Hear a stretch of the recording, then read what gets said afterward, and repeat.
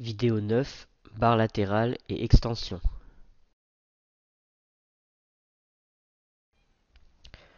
Donc poursuivons notre visite de la deuxième partie de la barre latérale du tableau de bord de WordPress. Et nous allons, après avoir étudié l'onglet apparence, nous allons étudier un onglet encore très important, l'onglet extension, ou plugin en anglais, qui vous servira en fait à installer des extensions, c'est-à-dire des nouvelles fonctionnalités à votre site. Alors cet onglet-là, lorsqu'on le survole, déroule trois nouveaux liens.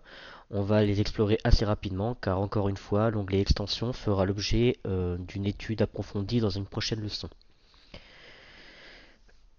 Alors lorsqu'on clique sur l'onglet extension installée, vous avez accès à l'ensemble des extensions qui sont installées sur votre instance de WordPress. Actuellement, il y a deux extensions qui sont installées. Ces extensions qui sont installées par défaut lors de l'installation de WordPress.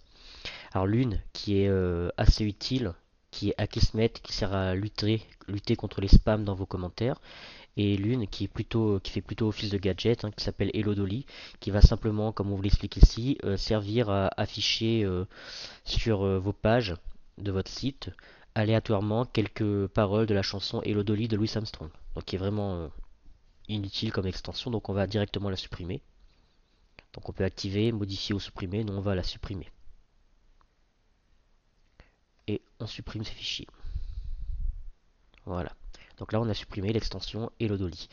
Lors de la leçon où on étudiera les extensions, nous allons activer, voir comment on active Akismet et comment le configurer.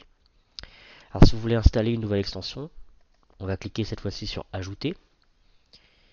Alors un peu à l'image de l'onglet Apparence et des thèmes qu'on a étudiés précédemment, on va avoir différentes manières, différentes façons d'installer des extensions, soit en faisant des recherches sur le répertoire de WordPress.org, répertoire officiel de WordPress, soit en installant, en envoyant directement des extensions qu'on a téléchargées sur notre ordinateur.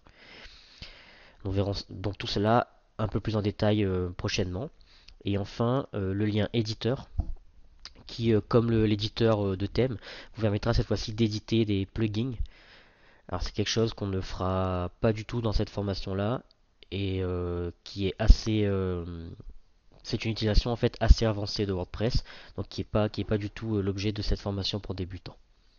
Donc voilà pour ce qui est de l'onglet extension que j'ai rapidement survolé mais qu'on reverra en profondeur dans une prochaine leçon. À bientôt.